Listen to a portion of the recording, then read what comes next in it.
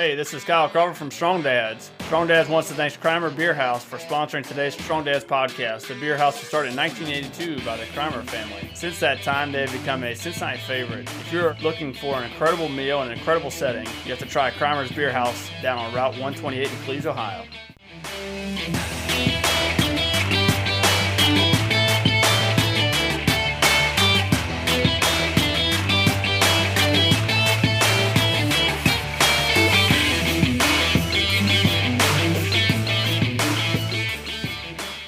Hey guys, what's going on? Welcome back here to Strong Dads. Oh, shut up. Here with the butthole Merle over here. Oh, wow, what a way to start the show.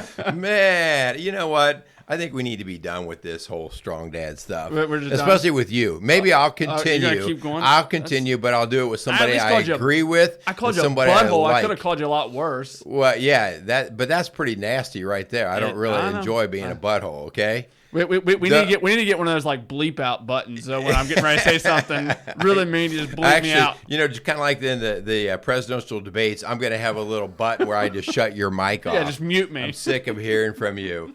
Oh, do we actually have to do this show? Do I have to be in this studio with you? Yes, we do. We have to do another show. I'm excited to be. What are we talking about today, anyway? You idiot. I think the fact that you just call me an idiot, you should tell people why you're being so mean to me right now. You have to explain yourself.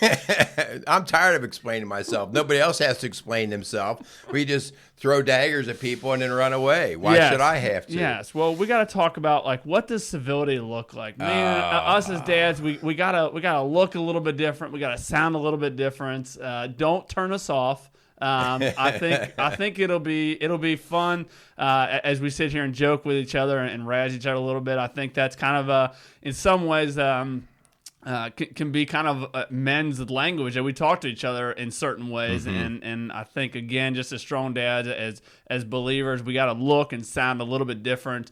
So I'm sure I'll be very, very convicted in this show because I a lot of times sound like most men in this like a world. Jerk, like a jerk. Yes, yes. And we'll get into some. I have plenty of examples to share of times where I wasn't so civil. So right, yeah. So we are going to talk today a little bit about our culture. So hopefully you didn't shut us off. Hopefully you understand a little bit of our gist of what we're going after today. We're talking about civility or maybe lack of civility. Yeah. It reigns throughout our culture today. And in some ways, it reigns throughout the culture because of the acceptance level that we have even in our casual conversation, right? Yeah. So the level of coarseness that we have in our casual conversation can sometimes just, we become more and more desensitized to it, and we almost feel like it's the way that we do communicate. Yeah. And we're not here to call every guy out and say we all need to talk like, some kind of total cis. Yeah. What we are talking about is I don't want to be, we mentioned this in one show, I don't want to be censored, but I do need to censor myself. Yeah. I need to understand how to censor myself. I need to be smart enough to recognize who I'm speaking to, what message I really need to deliver, and also who's speaking to me. Yeah. And so part of our lack of civility comes from the total selfishness and ignorance that we have as a culture, and to thinking our way is the right way. It's the only way. Just try being married and think that way once. See how that works for you, brother. Yeah. Right? Yeah. So that is a lot of what our conversation is going to be. And I think what prompts all of this is we are recording this with 3 weeks prior to the election. Oh, boy. And, you can't find a more uncivil election process going on right now, whether it's the ads or the debates or whatever it is. The lack of civility runs deep. So that's kind of what prompts the whole conversation, and I think it's time for us to talk about it, to bring it to the conversation, and to really think about how we're adding to it to make it worse, or are we doing anything to make it better? Yep. So let's share a story with me. Oh, Come boy. on, dude. You talk about. I want to see the real Kyle Crawford. Oh boy, the lack of civility. Yeah. So a while ago, when Jen and I were in the process of buying our first house, as any of you who have ever bought a house know, it is a very emotional, very emotionally charged time, especially for any women that get very emotionally attached to houses. When we were looking for our first house, we were going through our financial, our mortgage lender, and we were just having all kinds of problems. Maybe that's because you didn't have any money. Well, that was partially true. So yes, we were on the lower end spectrum of looking for houses. Merle, I'm not joking. I think we walked through 70 plus houses. Oh my gosh. We were under like 5 to 7 contracts. We went through 3 or 4 realtors. It was utter mayhem. But anyway, so it all stemmed one afternoon. I was in the lender's office after we lost the 4th or 5th house in contract, and Jenny's upset because we lost another house, and I'm ashamed / a little disappointed, but it was the only time I can honestly say I was in someone else's office and I was standing up and I had the finger in his face. Oh no! And I was just letting them have it. I was letting them have it. There was no manners. There was no yes sir, no sir. I was just all out letting them have it. Wasn't my greatest, brightest moments, but I say that because I think, at the time looking at it, I was like, I was charged, right? My blood pressure's elevated. Yeah. I'm fired up. I'm getting it from Jenny at home because she's upset. And so it all trickles over, and that poor man, he's sitting there like this little scrawny 140-pound man. Sit down, But I was not exactly civil to this gentleman. We'll say to be kind. So that was a time when civility wasn't too on my priority list. You weren't exactly looking at things through his point of view, were you? I was not. So I was not at all. So so let me ask you: when you walked out, what was the conversation like between you and Jen after you just made a total ass of yourself? Babe, we're still not getting the house. No change happened. Oh, yeah. I would like to say that I'm clean of this, but not quite. Let me at least speak first. This is not a compliment or anything to me. This is just kind of my nature. I don't like uncivil behavior. Like, it makes me uncomfortable when I see fighting. I don't like it. I don't gravitate towards it. I don't like to argue. It's not my nature. But I think in the culture that we're in, it somewhat almost becomes like, man, if you don't stand up for yourself, And so this kind of goes back to a story that is somewhat similar to what you're talking about. We were at a restaurant, and my son had just graduated from his military sort of work that he was doing, and we took the whole family out, and he was with his girlfriend, fiance at the time, and blah blah blah. Had the whole deal going, and the service was pathetic. I mean, it was beyond pathetic. Okay. It took us over an hour to get our meal. Oh boy. Okay. I won't name the restaurant because that would be uncivil at this point. Okay. When we got our food, my wife did not even get her meal, period. Like, it never even came to the table. Okay. So it was already an hour late. And then finally I'm like, she ordered this, and they're like, well, okay, we'll go ahead and put that in. Like, you mean you haven't even put that in? It already took us an hour? It's an hour in, and, wow. And so just the whole thing was just ridiculous. I mean, across the board. So anyway, they come and they throw the bill on the table. Oh, no. Okay? And I look at this bill, and they charge me for my wife's meal that we never received. Oh, okay. No. Which I was like, okay, the blood is starting to boil here. And there were a couple of other errors, like extra drink and stuff were put on, just stupid stuff like that. And man, I felt entitled to go act like an idiot. And that I did. I asked for the manager, and I went over, and not, as you said, not proud to say, because in hindsight, our kids were there. Yeah. Our younger kids were there. And that's probably the place where I feel like I need to keep the best example I can. Right. And I was just not my best version. Right. Cussing, yelling, finger in the face kind of stuff. And but I think totally feeling entitled to act that way. Like Right. I felt like this was my right to lay it down that way. Right. And actually, between my wife and I, she is more assertive when it comes to like calling out a wrong bill or something like that. But she does it politely. Right. Even she was like, "You acted like a total jerk. You acted like," I'm like, well, and I don't even have the right words to say how I felt. But yeah, lack of civility. Yeah. Anyway, I think we're going to walk through that a little bit because I'm sure we've probably piqued a little interest there, and some of you going, "Oh yeah, I got that story beat. I got that one beat." But we better pick it up a little bit and cover some ads here. How about hit one for us? For sure, yeah. So definitely today's Strong Days podcast, we would love to thank the Crimers Beer House for coming alongside of us.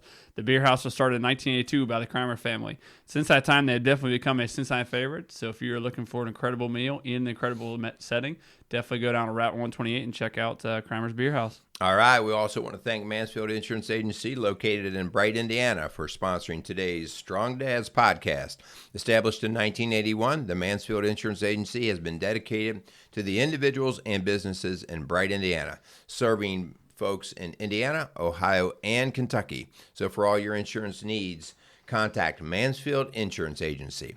All right, let's back up a little bit. Let's talk about what is the definition of being uncivil. We better clarify. We need to make sure we, I think it's a good place to start. We go to the old Webster and open it up there. So definitely uncivil. I love this part of lacking in courtesy, ill-mannered and impolite. Man, if those two stories don't that we just shared, if they don't exemplify the idea of ill-mannered and impolite and lacking courtesy, I think that those two stories definitely were good examples of that. Yeah. How about this? This is one that I felt on the edge of barbarous. Oh, geez.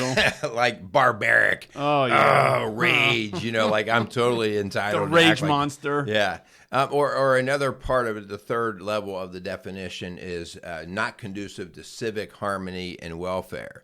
So let's break that down a little bit because there are different levels of being uncivil. Right. And not all of them are always looked at in the same way. But I think as strong dads, and we're always going back to, well, what are we doing in our home? What are we teaching our kids? How are we behaving in the marriage? What level of these are we illustrating? We may not be showing a barbaric sort of action in the home. We might just be rude and impolite, okay? Yeah. And we dismiss it. And later it produces a different kind of fruit. So, there's some common ways that we are seeing lack of civility. I think of road rage. Oh, yeah. Recently in our area, there was actually a shooting out on our interstate in the Cincinnati area. And when it was all boiled down, it was a road rage incident. Yeah. And, what about you? You struggle with road rage? I mean, you drive fire trucks. I do. And all this stuff in there's a couple guys I'll blame on them. There's a couple guys I work with. That's a good. Again, being a strong dad, we'll blame it. We point the finger. No, I definitely get road rage. I have a tendency. There's someone cuts you off and it's in the evening, and I turn my brights on them. It kind of be a jerk. Not as a thank you. Yeah, but yeah. Well, and before we kind of go, one thing I want to make a note of when we talk about being uncivil. There's definitely a fine line. You had made reference to this, that it's not about not sticking up for what is right and wrong. It's all about the way in which we go about that. Exactly. Just like you were talking about, the restaurant, the opportunities, there's going to always be conflict. There's always going to be disagreements and people who have disagreements and don't accept what we're thinking in our thought process. But it's how the manner in which we go about that. I think is a good place to start. So when we do talk about road rage, if someone does cut you off, was their actions acceptable?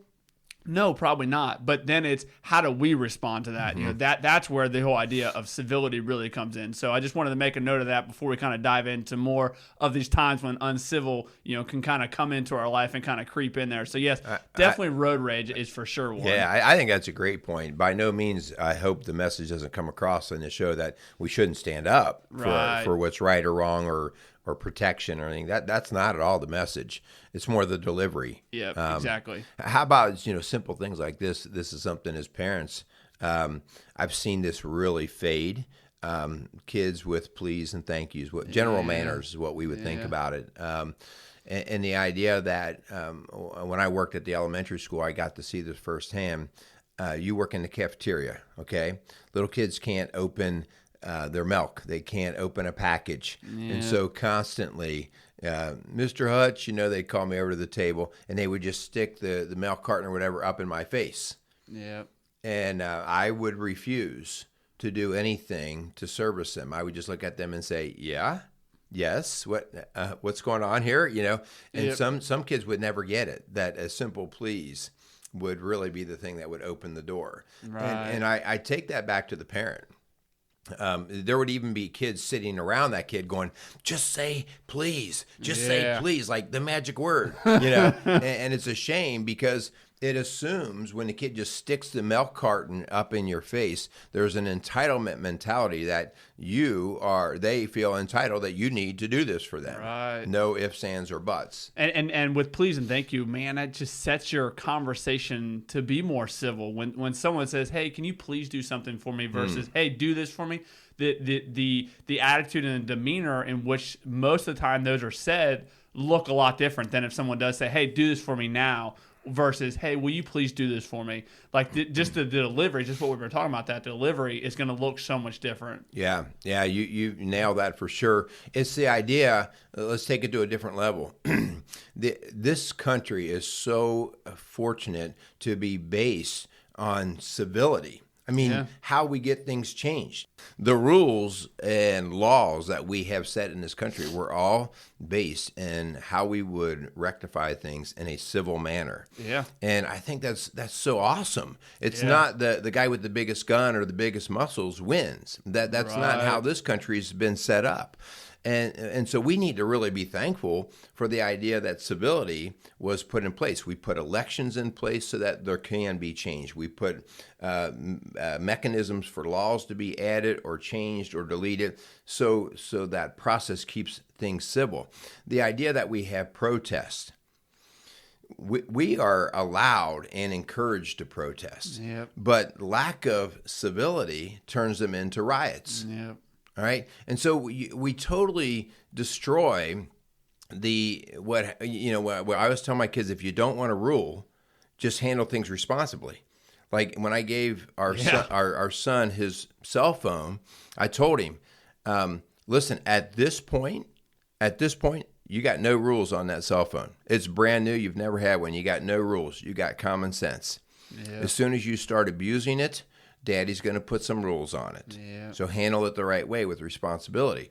And I'll be real frank. He's got a ton of rules now on his phone because he's not handled things responsibly. And again, that's part of the learning process. But I think it's really important that we understand when we drop our responsibility for civility, we will ultimately lose as a nation. Right, for sure. And kind of going into the next one, man, the social media, golly, this really just brings the uncivil part of humanity, part of living in America, not just America, in the world.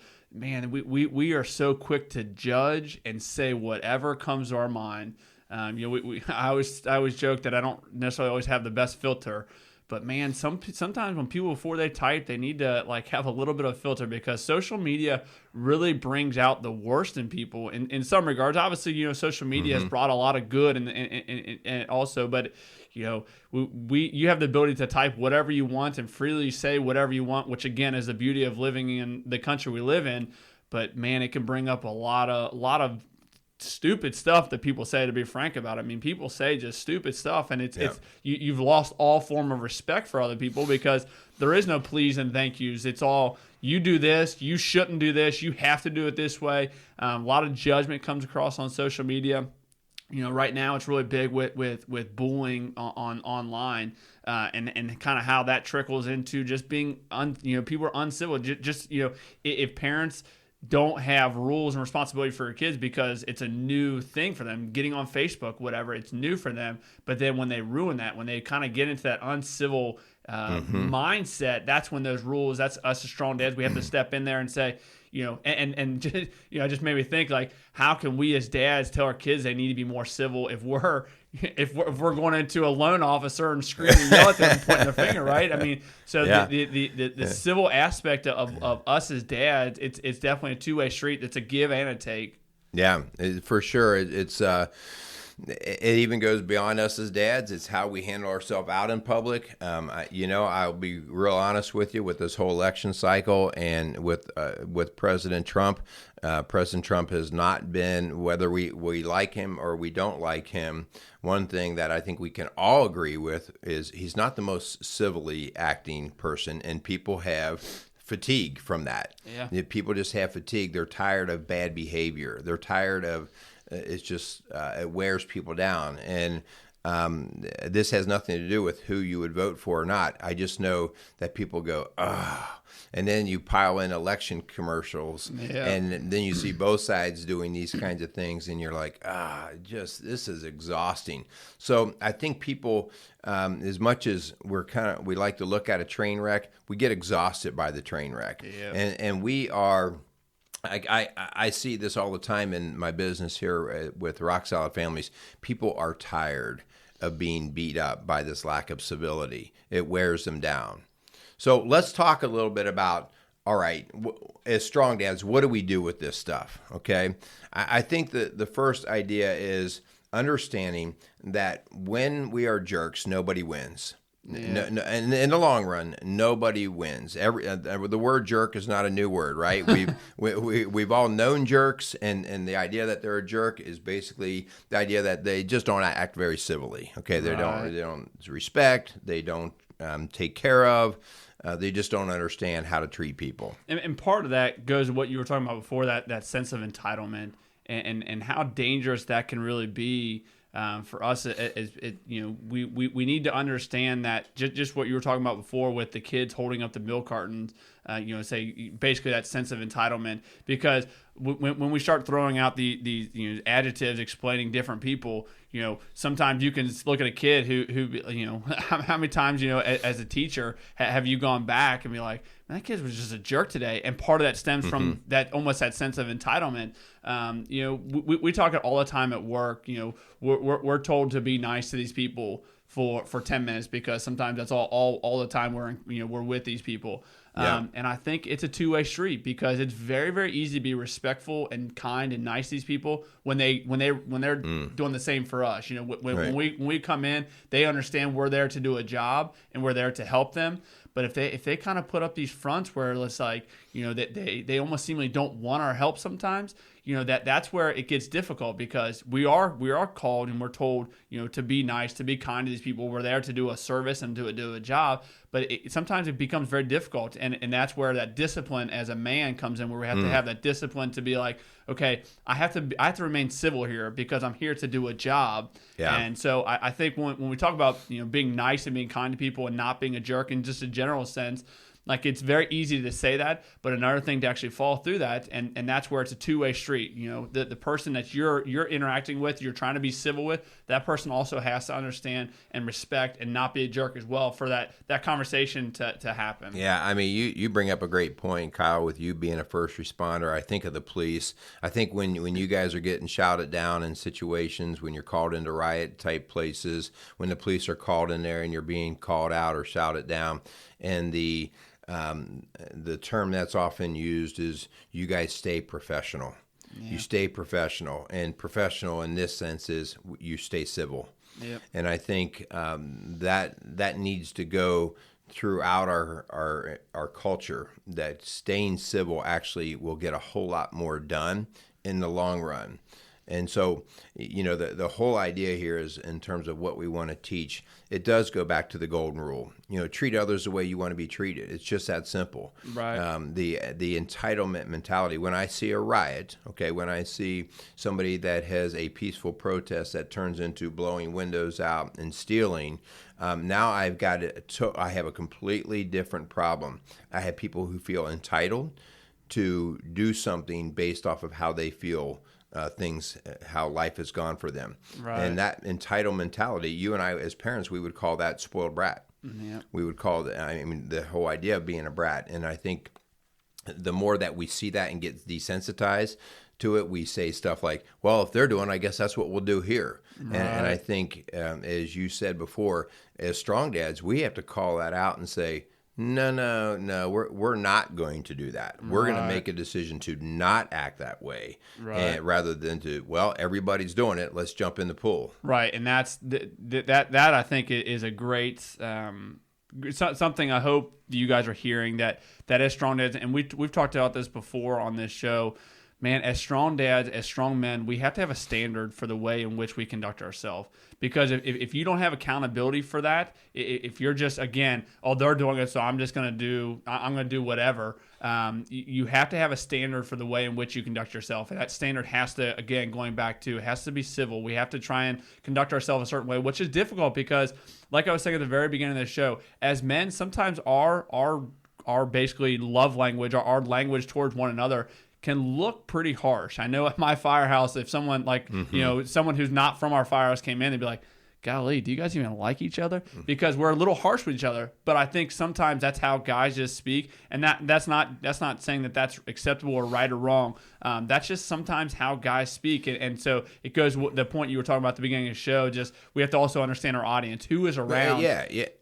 I mean, I think that's a great point. Like, I don't want our dads out here to listen to this, our firemen, our construction guys, and think they have to start talking differently to their buddies. Yep. It's really about knowing who you're talking to. Yes. So you guys can be harsh in the firehouse, but when you walk out and you're talking to the civilians that you work for, you're not talking that way. Yep. You understand. No, you understand your audience. We have to teach our kids, who's your audience? Yeah. Learn to read people. And like when my kid goes into the classroom and he treats the teacher just like he treats his buddy, there's problems. There's big problems. There's going to be a problem. Absolutely. Okay, and I'm not going to allow my kid to talk to his teacher the way he might talk to his buddy. If he talks to his buddy that way, I understand that. I get it. Yep. Okay. But so teaching them who they're talking to, and for us to acknowledge that as well. Who am I talking to? What message am I delivering? Right. Yeah, I think that's really good stuff. You have kind of written something down that I think it is really cool. The idea that if you want a friend, you have to be willing to be a friend first, and it goes to the idea that just that golden rule, like we have to treat people the way we want to be treated, and if you want to be civil towards somebody, or vice versa, if you want someone to be civil towards you, you have to it's not just automatically given. And again, it goes to that idea that if you start that conversation, that please and thank you, something so easy, so simple to say, how much more willing that other person is going to be more willing to be civil. And right now, more than ever, we're, again, just like you were talking about with the election season, we're in the midst of debates where things aren't very civil at all.